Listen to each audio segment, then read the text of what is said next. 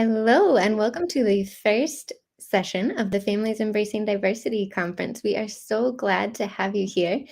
And if you would like, we would love to hear where you're joining us from. So feel free to add in the chat where you are tuning in from. Our first speaker today is Ute, and we are very privileged to have her with us. She is a multilingual language consultant and intercultural communication trainer at Ute's International Lounge. She is also a lifelong international, so she supports international families wanting to maintain their home language and culture while embracing additional ones. She believes that understanding other culture and language and knowing how to manage our expectations can allow families to thrive everywhere. Welcome, Karen from Maryland. Nice to have you here. During our session today, Ute is also going to be raffling off one of her books. And let me put the banner up so you know. So if you put something in the chat and you write #books next to it, you'll be entered in the raffle at the end for Ute's book, The Toolbox for Multilingual Families. So I will put that up in a second, but while you are letting us know where you're joining from, if you want to add in that hashtag, that will get you entered into the raffle. So Ute, is there anything else you'd like to share about yourself or your background as we're getting started? No, I think you summed it up nicely. And maybe if someone has other questions later on, I can answer them then. But yes, it's pretty much what I am. And I'm going to share a little bit more about what I'm doing in the next 30-ish minutes. And then there will be questions and answers at the end. So plenty of time to have a chat. Yes, perfect. Wonderful. So I will go ahead and add your slides up to the screen, and then I will be hanging out in the chat while Ute is presenting and answering any questions, but we will save questions for the end. So if you are wondering something, feel free to go ahead and put it in the chat while the presentation is going on. Yes, exactly.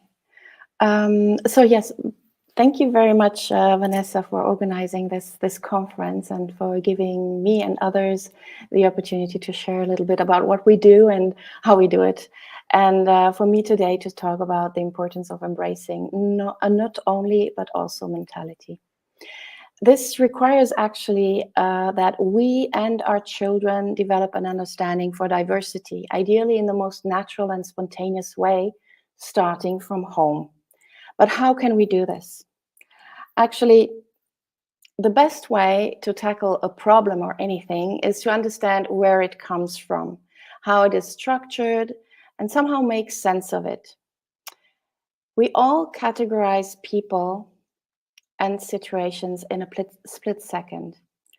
Let me use shapes to illustrate this. It is a round situation, or is it maybe a round person, or a square one, or a triangle one? Or does it more feel or look like a star or a hexagon? And what about the color, the texture of the person or situation? So it's a little bit abstract that I'm doing here. Now, these shapes might remind you about the box our little ones play with. Now, I don't know whether if people will say this last image, because there is, I think, the banner who is covering it, but you get what I mean. So from early on, infants learn that pieces only fit in a box when the shape is the same as the hole in the box, right? They proceed by trial and error and turn the piece as long as it fits, and they learn that certain shapes fit certain parts of the box. And then fast forward several years, we become very good at doing this, because this is not only a fine motor skill that we acquire and learn there, but it's actually also a cognitive skill that we need to actually survive. We all base our opinion and our decision about a situation or a person on how we perceive it, how they look like, the first impression that they have, they give, that we have of them, and also on our experience, so the past experience we have before meeting them. So we organize information, concepts, and skills into categories and form the cognitive basis for higher level abilities like, I don't know, applying or analyzing, evaluating these concepts and skills. Now, categories are the basis of language and organization of the world. Categorizing is essential for us as our brain, for example, also organizes the information we are bombarded or immersed with on a daily basis. And our very little ones categorize from very early on, because babies can distinguish two different languages by the sound of it. They can differentiate the intonation, the pace, the accentuation of words, etc. And as we can't possibly process every single piece of information, our brain creates very useful shortcuts to help us organize, categorize what we are perceiving, and react and act quickly.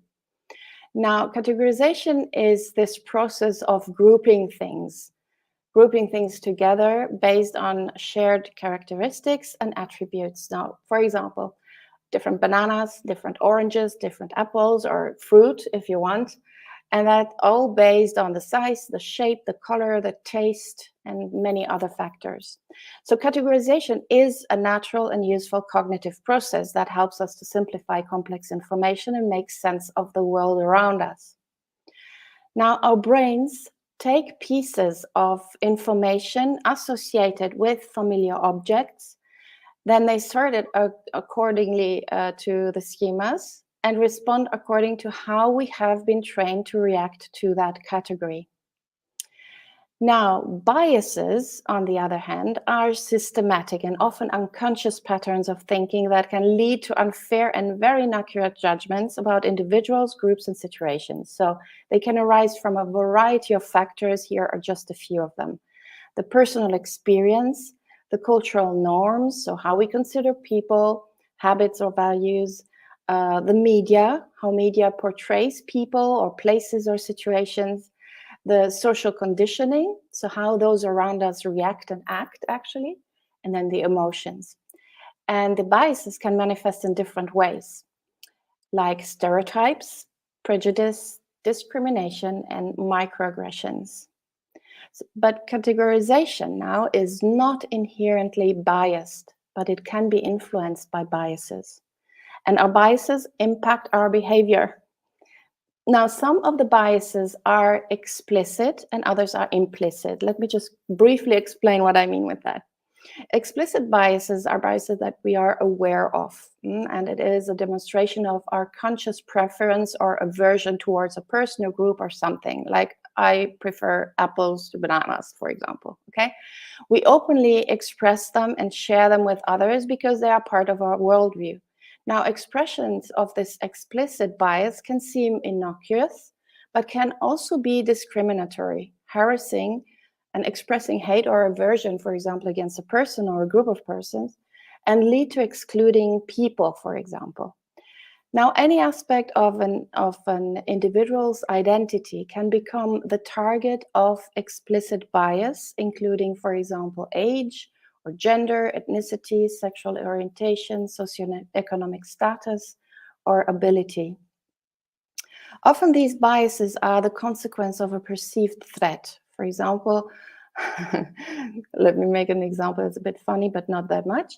As when you say female scientists who are mothers are not serious about their research, something that I have been confronted with, which is not the case, actually. Now, implicit biases involve all of the subconscious feelings, the perceptions, the attitudes, and stereotypes that have developed as a result of prior influence and imprints. And here I quote from a page from the Government of Justice from the US. Now, implicit biases are usually unknown to us. We are not conscious about them. They are our, so to say, blind spots. And it's very difficult to identify them, but they affect our judgments and behaviors. On the right-hand side of the slide, you see a big list, a long list of 50 cognitive biases that you can access by copying maybe the link underneath. I can also share the link later. So, for example, as a woman, I'm walking in a city that I don't know yet during the night, and I see a person wearing dark clothes and a hoodie coming out my way. And I immediately think, okay, that could be dangerous, or that it's something threatening, and I might want to cross the street, or I might not, because maybe I recognize that's my son that's coming towards me. So biases can lead to discriminatory behavior in a wide range of contexts. In my practice now, I do help, in my practice, I help internationals and multilingual and multicultural families maintain their home or heritage languages and cultures whilst embracing new languages and cultures, usually the local ones. I personally have lived abroad my whole life, like Vanessa said before, and my children are growing up the same way as well, like millions of other children. And we all experience situations where we feel or other people make us feel insiders or outsiders for many reasons, mainly due to biases. Of course, this can happen to anyone, anywhere.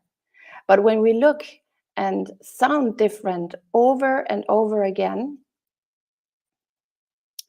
because we move maybe more often, this constant change can affect us and our children. And we are much more aware of what makes us different from people around us, and we recognize more the diverse patterns around us. Now, in their book, Third Culture Kids Growing Up Among Worlds, Ruth van Reken, David Pollock, and Michael Pollock, in the edition of 2017, they illustrate how multiculturals and internationals in general relate to the surrounding culture and how they are actually perceived by it. I have translated or expanded, if you wish. I always like to play around with models and to transform them to other contexts, or to adapt them to other contexts. So I have translated this model to a language identity model, where all that applies to the culture can be also used for other languages. Through this QR code that you see there, you can have access to my longer post about this that I'm going to explain to you now a bit shorter. So let's look at the foreigners. Foreigners are those who look different on the outside by their skin tone, the way they dress or move, the way they greet each other, and who don't think like locals or don't speak the local language yet. Okay, they are identified by locals as standing out, looking different. Some of them decide to stay foreigners as long as they live in a place. These internationals then tend to live in the so-called bubble, for example, using maybe mainly English or another dominant language that is used in the community. And they might learn the local language, but only on a very superficial level. They barely integrate into the local society. Some don't want to for some reasons, and others can't for other reasons. For example, because they are staying only for a short time. Now, let's see what hidden immigrants look like, or what this means. They look like locals, although they don't really share the same values and beliefs and the same language. So same goes, of course, for the language, as I said. They might use the local language, but don't sound like locals yet. Or they might have a foreign accent, or they use the language in a different way. They might not understand, for example, cultural references yet, or they don't laugh at the same jokes like locals, or don't use the same metaphors like locals. So they are hidden because from the outside they could easily be taken for locals, but they are not.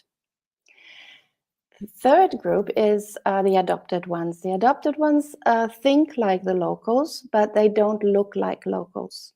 So multilinguals might look different on the outside, but use the local language at a high level of proficiency. They understand the jokes. They use maybe also cultural references. But locals would approach them by speaking slowly or switching to another more dominant language, and then probably be surprised when they actually can reply fluently in the local language, and the adopted can reply in the local language. The adopted ones, no matter how much they try to blend in, they will stand out by their appearance, at least in settings where people are not used to look beyond the external features of a person. They might blend in by wearing the same clothes, by moving like the locals, adopting local habits, like here in the Netherlands, using the bike to go everywhere. The fourth group is the mirror group. So the mirror ones correspond to those who assimilated to the host culture and language to such an extent that they blend in. You don't recognize them. They look similar to locals, act and talk like them. Now, immigrants and refugees, for example, who become mirrors, might abandon their heritage language, their home and family language, for political or social reasons, for example. With regards now to our heritage languages, it is important to know that starting from the second generation of immigrants, chances are very high that home or heritage languages will be abandoned. This is also why I am so adamantly supporting international families to help them if they want to maintain their heritage languages and pass them on to their children or grandchildren with pride and confidence. I am myself first generation living abroad my whole life, and my children are now second generation. So you might now understand my why. Now, these are categories based on assumptions that we are confronted with. Fact is that our children and we usually can switch between those groups or belong to more than one of them. Depending on the language we use or the situation, we can be the mirror, the hidden immigrant, the adopted, or the foreigner. Okay? Not only with regards to our languages, but also to our cultures, to our habits, to our beliefs. I know that, for example, here in the Netherlands, or when I lived also in Switzerland, I more seem like a mirror. I blend in, but I sometimes feel like a hidden immigrant, depending on the situation and context, because maybe I think differently.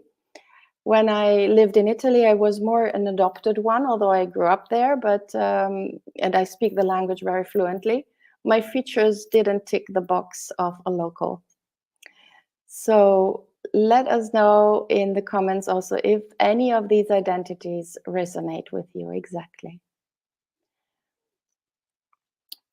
So, for example, also if I would visit a place like Korea or Japan or an African country, seeing my features, you would understand that I would also stand out and not be taken as a local.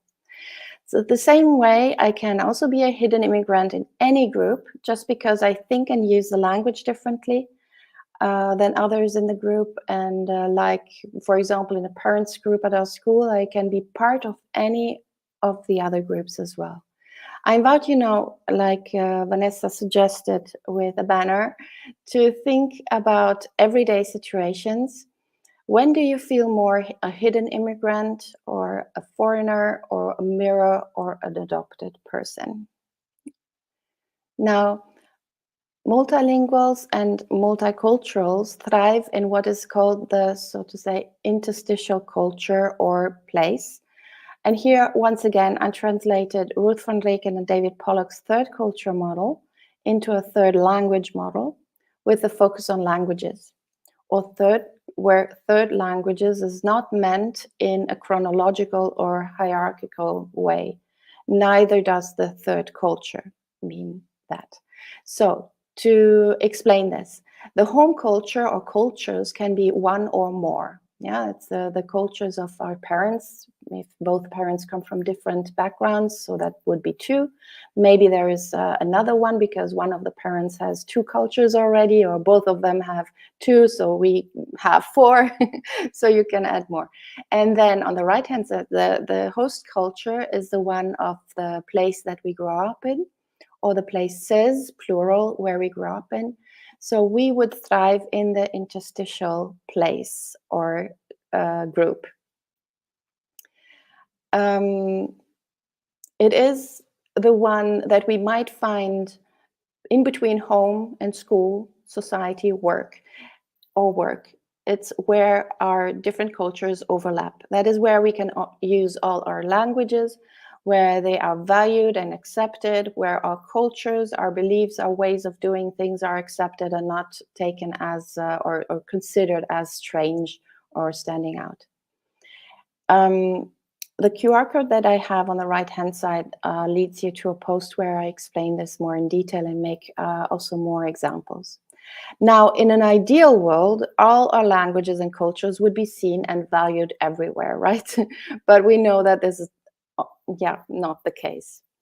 The pervasive monolingual bias or the monocultural bias, I do these addition in the square brackets, they are mine, present within many societies threatens the well-being of multilingual and multicultural children and their families. I here adapt the quote by Professor Annick de Houwer, and add culture to the picture. Now, monolingualism can be considered a social construct in the sense that the idea of monolingualism as a norm or ideal is constructed by society. In many parts of the world, being fluent in a single dominant language is still seen as a standard or expected norm. And people who speak multiple languages or who speak a non-dominant language are often seen as being different or other, sometimes weird. Yeah, our children hear this. This can lead to societal pressures to conform to the dominant language and culture, and can even result in discrimination against people who speak non-dominant languages. Furthermore, the concept of monolingualism itself is problematic, like you will see if you watch the video of the interview with Professor Annick de Houwer. Because very few people in the world actually speak or use only one language. Most people are at least bilingual, if not multilingual or plurilingual, whichever term you prefer, to some degree. And if you wonder, one doesn't need to be equally fluent, whatever this means, in all the languages one knows or uses. And one can also only understand one language or read it, but not speak it. And it doesn't matter if one acquired or learned the language early, very early on, or later. So if you know several languages, understand several languages to a different extent, you are a multilingual. And I hope you are happy to be. Therefore, the idea of monolingualism and monoculturalism is a societal construct that does not accurately reflect the linguistic and cultural reality of most people in the world. It is important to recognize the social construct of monolingualism and to challenge the assumptions and biases that are associated with it. This includes valuing and celebrating linguistic and cultural diversity by promoting multilingualism, multiculturalism, and rejecting discrimination based on language and culture.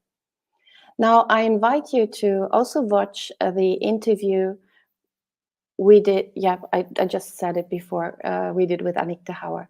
Now, the power of disparity among languages like immigrant languages versus those that are taught or used more commonly in a given society or that have higher prestige are considered more useful is real, at least in the society. But in our micro-society, which would be our family, we can give our children the support to develop at their pace all their skills they need and foster their multiple facets so that they can respond and confidently cope with biases that come from the society around them.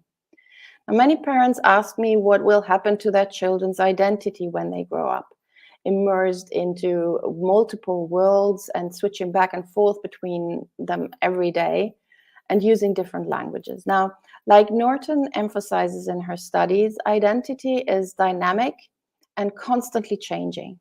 So it's complex, contradictory, and multifaceted. Something that constructs and is constructed by language, by society, by anything that is around us, actually. So needless to say that there are inherent power relations or relationships within the interactions that we have and the negotiations to shape our own identity. So some parents might express the need or wish that their child uses their language more frequently for one reason or the other, or like some habits and values from their culture. And this negotiation is a delicate aspect of language planning in multilingual families.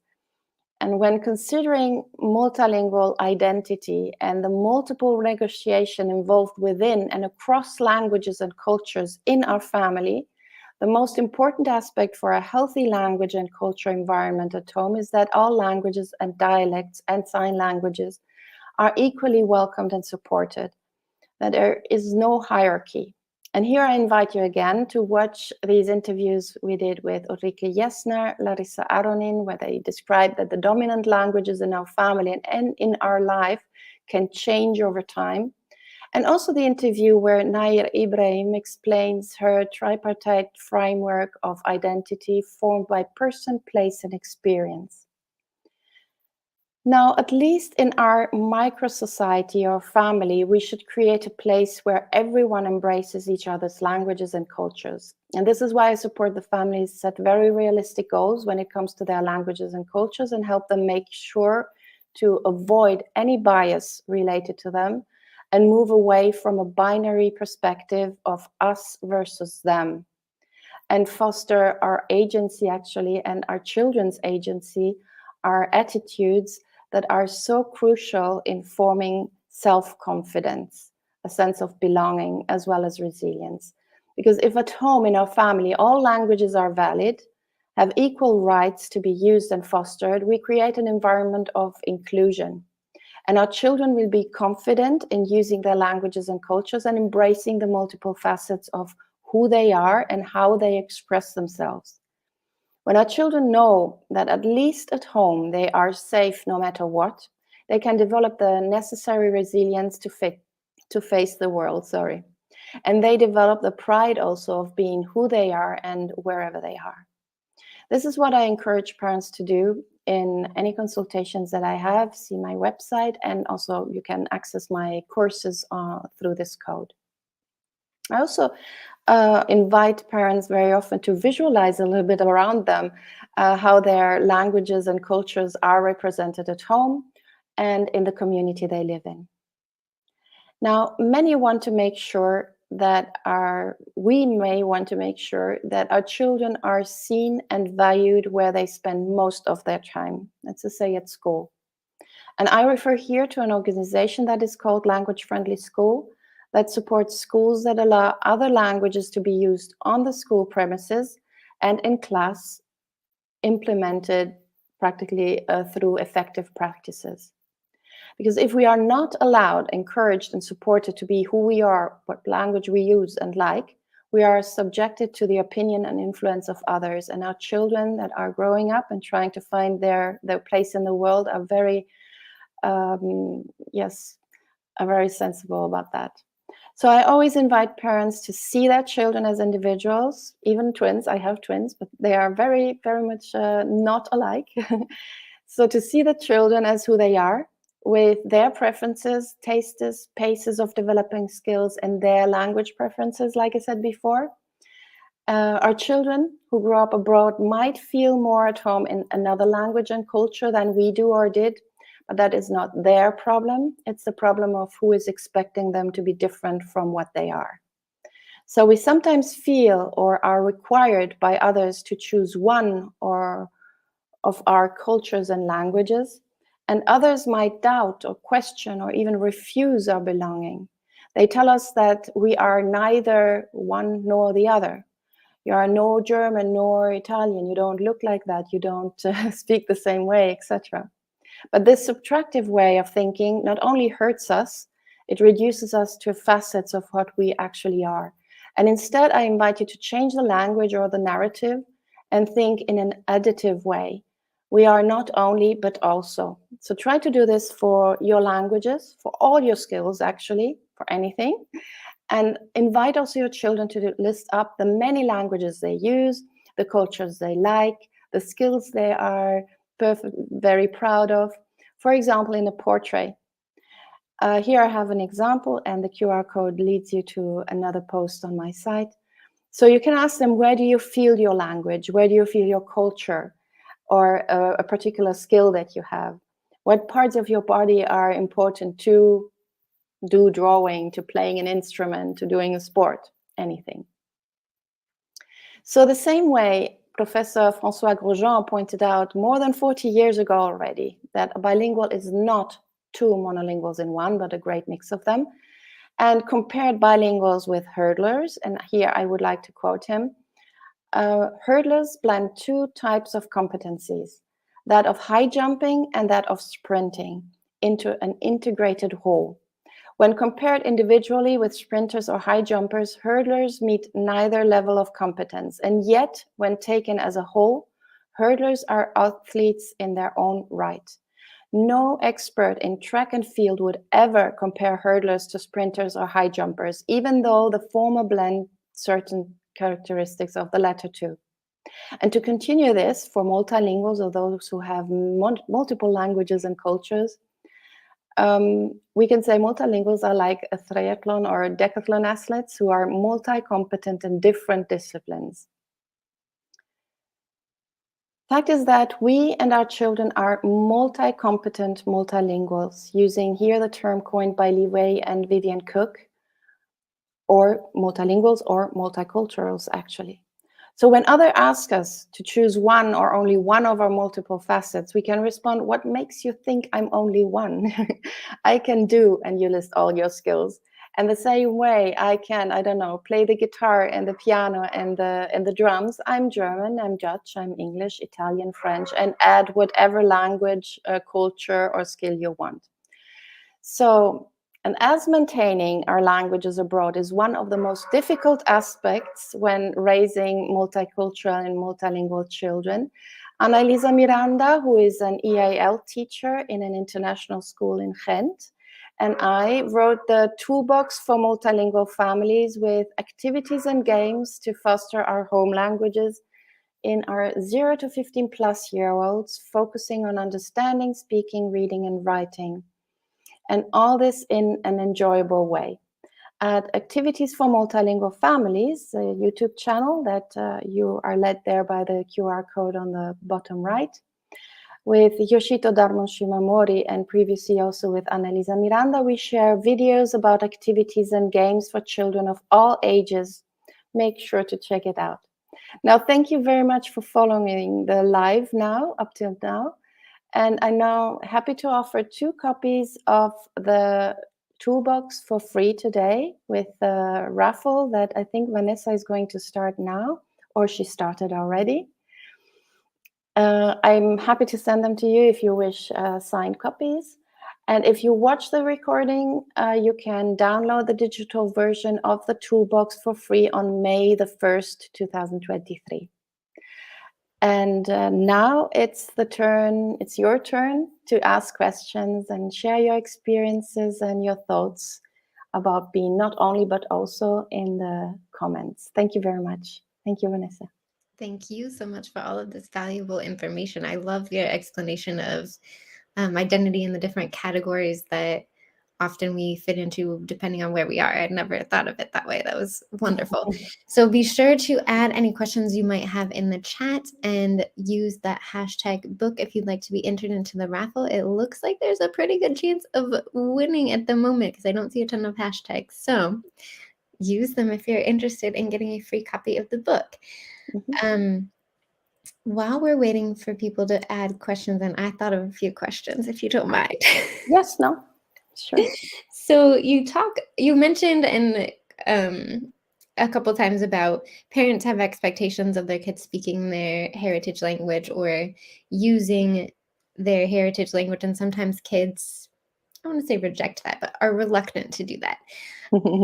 Yes. I struggle with this. I get this question a lot. What do you do when they're rejecting or when they're pushing back about speaking a heritage language? Yeah, well, I usually ask what the context is, because there's always a reason for a child to reject a language. Whether it is because a friend told them in the morning that they don't like them speaking the language, or because they associate maybe an experience with using the language that is not such a happy thought and memory.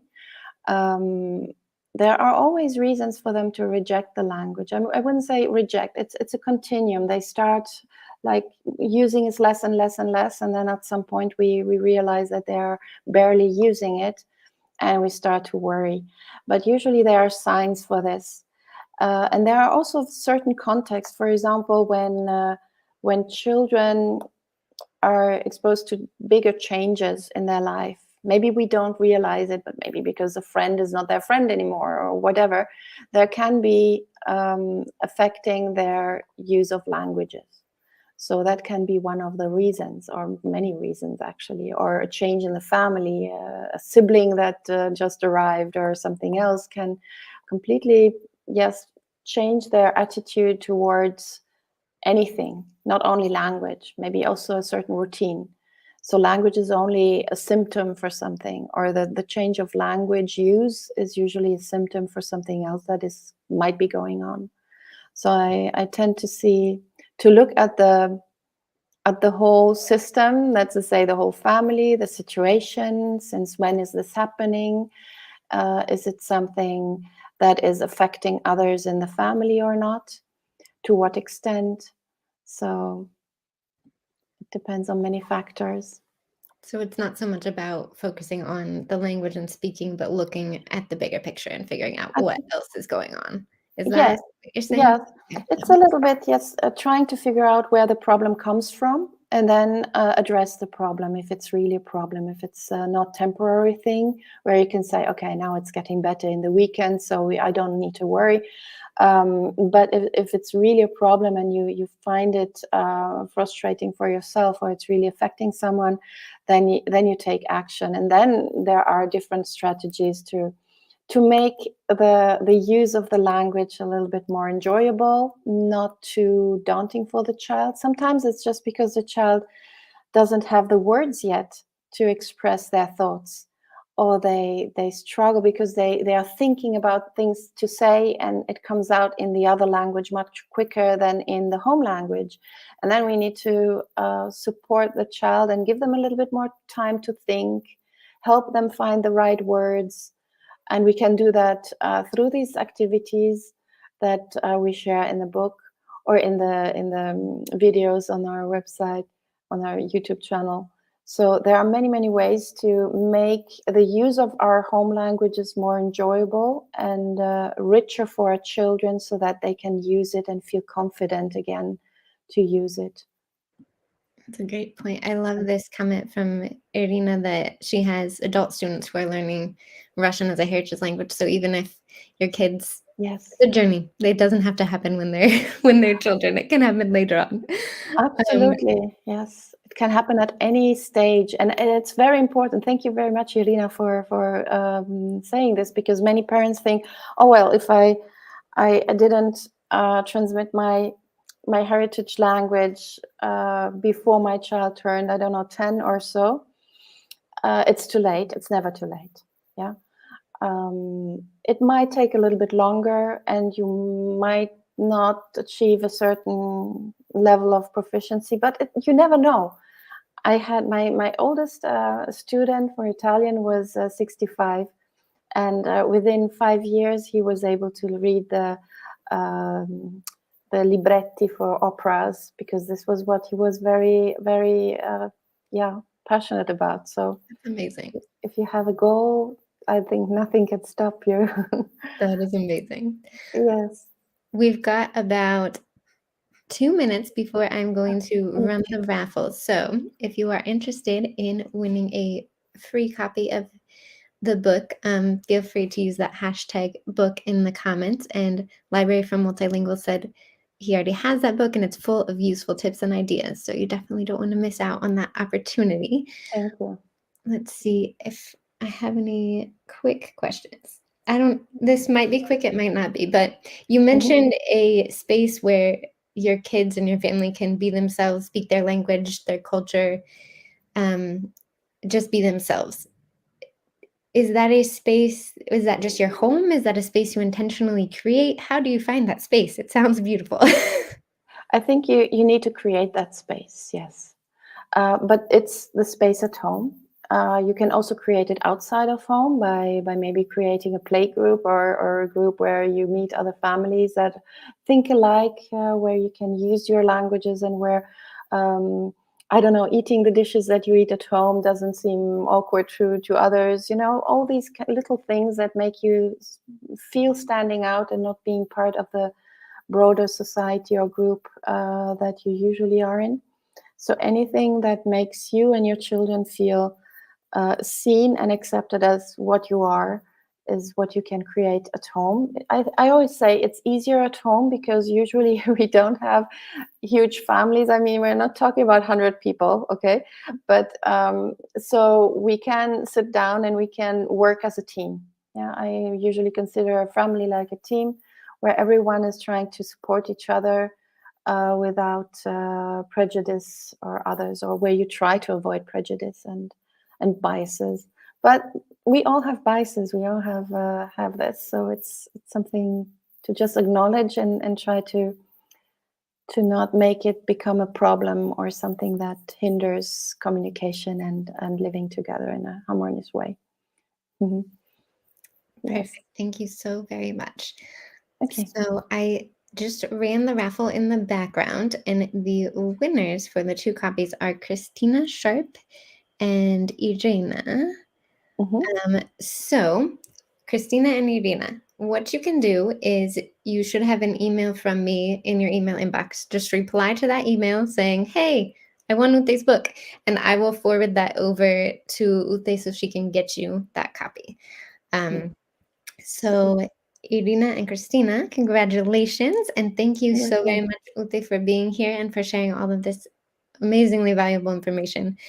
I will add some of the links that you mentioned to the description, so that way people can go check those out. And I hope that you have a wonderful day. And thank you very much for Yep. being a part of this. Thank you very much for doing this or for organizing this conference. Thank you everyone who was able to follow live, and those who are watching the recording, please keep on talking about this and let's continue the conversation in the comments. Thank you very much and have a nice day. Perfect. You too. Bye bye. Bye.